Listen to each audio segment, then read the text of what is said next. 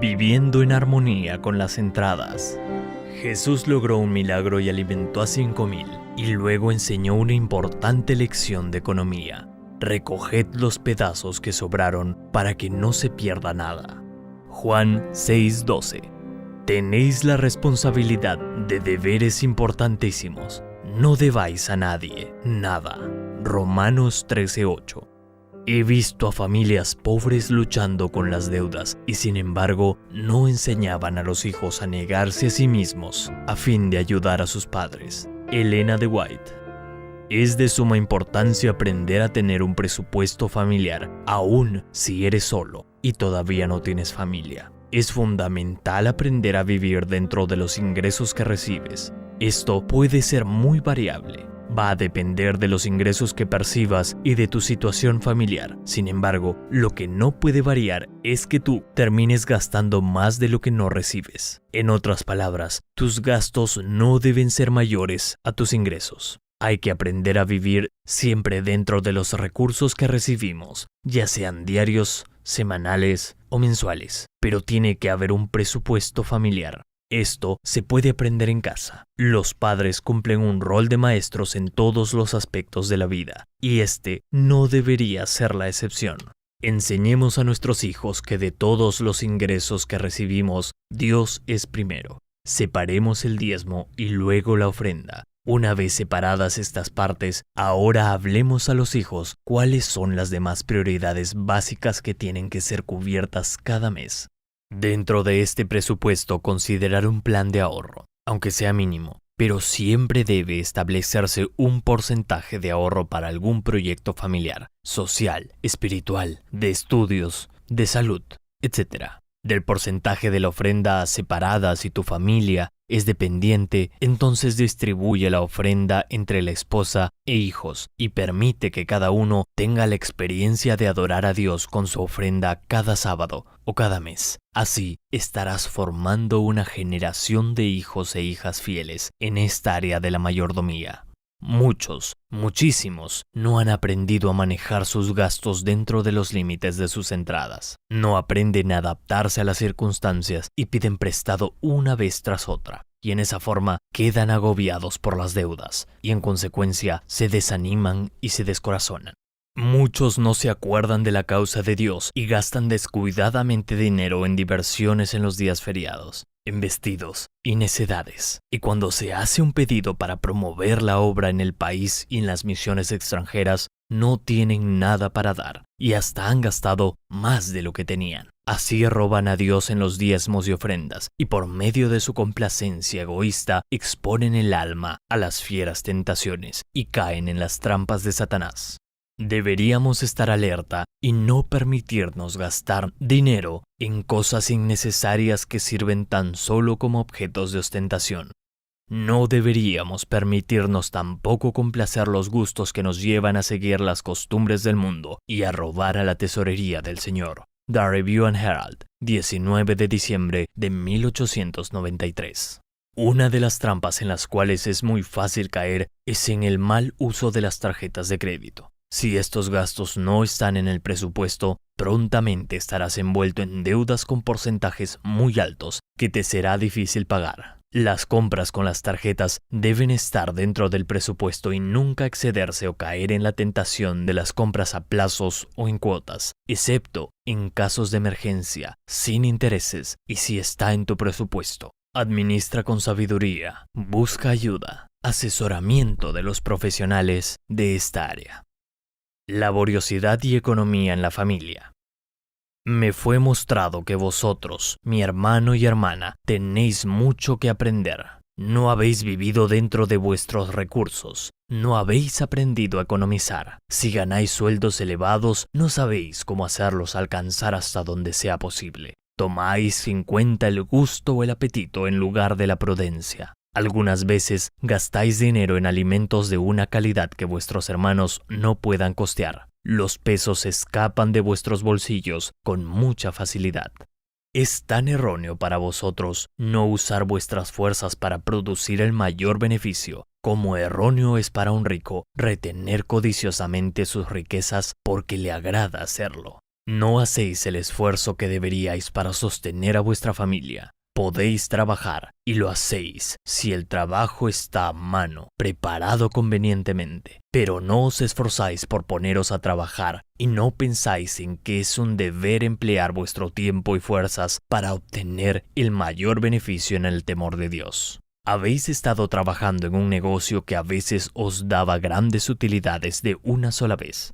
Después de haber recibido las ganancias, no habéis tratado de economizar para un tiempo cuando los recursos no se ganarán con tanta facilidad, sino que habéis gastado mucho en necesidades imaginarias. Si usted y su esposa hubiesen comprendido que es un deber que Dios os impone el negaros vuestros gustos y deseos para hacer provisión para el futuro en lugar de vivir tan solo para el presente, ahora podríais contar con recursos y vuestras familias podrían tener las comodidades de la vida. Debéis aprender una lección y debéis aprenderla con prontitud.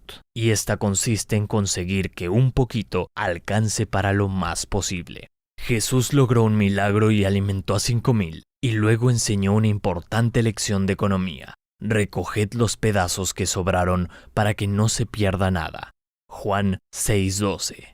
Tenéis la responsabilidad de deberes importantísimos. No debáis a nadie nada. Romanos 13:8. Si fuerais invadidos, si no fuerais capaces de trabajar, entonces vuestros hermanos tendrían el deber de ayudaros. Pero en vuestro caso, todo lo que necesitabais de vuestros hermanos cuando os mudasteis de lugar era solo una ayuda para comenzar. Si usted fuera tan emprendedor como debiera y si con su esposa estuvierais de acuerdo en vivir dentro de vuestros recursos, podríais veros libres de compromisos. Tendréis que trabajar para recibir salarios reducidos tanto como para recibir salarios cuantiosos. La laboriosidad y la economía habrían colocado en vuestra familia en una condición mucho más favorable. Testimonios para la Iglesia 2:431-436. La economía como principio. Aquellos cuyas manos están abiertas para responder a los pedidos de recursos para sostener la causa de Dios y aliviar a los pobres y los necesitados no son los que manejan sus asuntos comerciales con flojedad, laxitud y lentitud. Siempre son cuidadosos en mantener sus gastos dentro de sus ingresos. Son económicos por principio. Sienten que su deber consiste en ahorrar a fin de tener algo para dar. Testimonios para la Iglesia 4:573. La primera lección es la abnegación. He visto a familias pobres luchando con las deudas y sin embargo no enseñaban a los hijos a negarse a sí mismos a fin de ayudar a sus padres. En una familia que visité, las hijas manifestaron el deseo de tener un piano costoso. Los padres las habrían complacido gustosamente si no hubieran estado atados por las deudas. Las hijas lo sabían. Y si les hubieran enseñado a practicar la abnegación, no habrían causado a sus padres el dolor de negar sus deseos. Pero aunque les dijeron que sería imposible complacerlas, el asunto no terminó ahí. Expresaron sus deseos una tras otra, argumentando así continuamente la gran preocupación de los padres. En otra de mis visitas, vi en esa casa el piano codiciado y supe que algunos cientos de dólares habían sido añadidos a la carga de la deuda. Me resulta difícil saber a quién culpar más, a los padres indulgentes o a las hijas egoístas. Todos ellos son culpables delante de Dios. Este caso sirve de ilustración para muchos otros. Estas jóvenes, aunque profesaban ser cristianas, nunca habían tomado la cruz de Cristo, porque la primera lección que debe aprenderse de Cristo es la lección de abnegación. Nuestro Salvador dijo, si alguno quiere venir en pos de mí, niéguese a sí mismo y tome su cruz y sígame. Mateo 16:24. No hay otra forma como podemos llegar a ser discípulos de Cristo a no ser cumpliendo esta condición. The Signs of the Times, 31 de marzo de 1887. Cuando se arroja oprobio sobre la causa de Dios. La religión que usted profesa le impone el deber de emplear su tiempo tanto durante los 6 días de trabajo como asistir a la iglesia el sábado. Usted no es diligente en los negocios. Usted deja pasar las horas, los días y aún las semanas sin hacer nada. El mejor sermón que usted podría predicar al mundo sería mostrar una decidida reforma en su vida y promover para su familia. Dice el apóstol, si alguno no tiene cuidado de los suyos y mayormente de los de su casa, la fe negó y es peor que un infiel. Primera de Timoteo 5:8. Usted ocasiona oprobio a la causa domiciliándose en un lugar donde permanece en la indolencia por un tiempo y luego se ve obligado a endeudarse a fin de proveer para su familia. Usted no es siempre escrupuloso en pagar esas deudas, sino que en vez de hacerlo, se traslada a otro lugar. Esto es defraudar a su prójimo. El mundo tiene derecho a esperar estricta integridad de aquellos que profesan ser cristianos de acuerdo con la Biblia. Por la indiferencia de un hombre en cuanto a pagar sus justas deudas, todos nuestros hermanos están en peligro de ser considerados como deshonestos. ¿Y cómo queréis que os hagan los hombres? Así hacedles también vosotros. Lucas 6:31. Esto se refiere a los que trabajan con sus manos tanto como a aquellos que tienen dones de conceder. Dios le ha dado fuerza y habilidad, pero usted no las ha usado. Su fuerza es suficiente para proveer abundantemente las necesidades de su familia. Levántese por la mañana, aún mientras las estrellas brillan si es necesario. Propóngase hacer algo y luego hágalo. Redima toda promesa, a menos que la enfermedad le postre. Mejor es negarse el alimento y el sueño que ser culpable de defraudar a otros de lo que se les debe con justicia. Joyas de los Testimonios 2:46 y 47. Lo que requiere el octavo mandamiento. El octavo mandamiento condena el robo de los hombres y el tráfico de esclavos, y prohíbe las guerras de conquista. Condena el hurto y el robo. Exige estricta integridad entre los más mínimos pormenores de los asuntos de la vida. Prohíbe la excesiva ganancia en el comercio y requiere el pago de las deudas y de salarios justos. Implica que toda tentativa de sacar provecho de la ignorancia, debilidad o desgracia de los demás se anota como un fraude en los registros del cielo. Historias de los Patriarcas y Profetas, 317. Una de las redes de Satanás para las almas. Todos deben practicar la economía. Ningún obrero debería manejar sus negocios en una forma tal que llegue a incurrir en deudas. Cuando una persona se endeuda voluntariamente, se está enredando a sí misma en una de las redes que Satanás tiende para las almas. El Colportor Evangélico, página 67. Debilita la fe y tiende a desanimar. Estimado hermano, siento que usted se encuentra en la situación actual bajo la presión de las deudas. Conozco a muchos que, como usted, están preocupados y afligidos por su situación financiera. El Señor no se complace en su aflicción. Quiere derramar sobre usted el consuelo de su Espíritu Santo para que sea un hombre libre que ande en su luz y en su amor. Él tiene algunas lecciones que usted debe aprender y quiere que las aprenda con prontitud.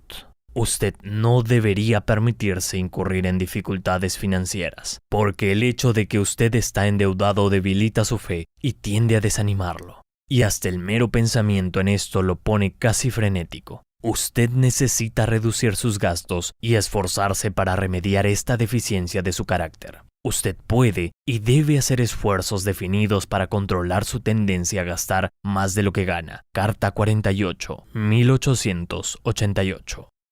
Una práctica desmoralizadora. La práctica de conseguir dinero prestado para aliviar alguna necesidad urgente sin hacer cálculos para cancelar la deuda, aunque es muy común, es desmoralizadora. El Señor desea que todos los que creen en la verdad se conviertan de estas prácticas engañosas.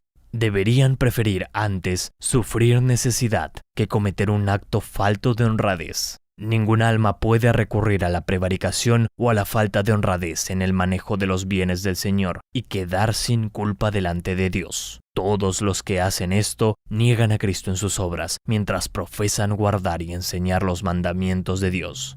No mantienen los principios de la ley de Dios. Si los que ven la verdad no cambian en carácter en una medida correspondiente a la influencia santificadora de la verdad, serán un sabor de muerte para muerte. Representarán mal la verdad, acarrearán oprobio sobre ella y deshonrarán a Cristo quien es verdad. Manuscrito 168, 1898. Día 19. Mi decisión. Después de haber comprendido que debo administrar con sabiduría los recursos que Dios me da, hoy decido reunir a mi familia para elaborar un presupuesto familiar de ingresos y gastos que incluya un plan de ahorro. Deseo que en mi presupuesto Dios ocupe el primer lugar considerando sus diezmos y las ofrendas. Mi compromiso: Me comprometo a vivir siempre dentro de mis ingresos y a ser un buen mayordomo administrando con sabiduría lo que Dios me confía, dándole a Él primero la parte que le corresponde, diezmos y ofrendas sistemáticas. También me comprometo a educar a mi familia con el ejemplo permanente y así formar una nueva generación fiel a Dios en estos últimos días de la historia de este mundo.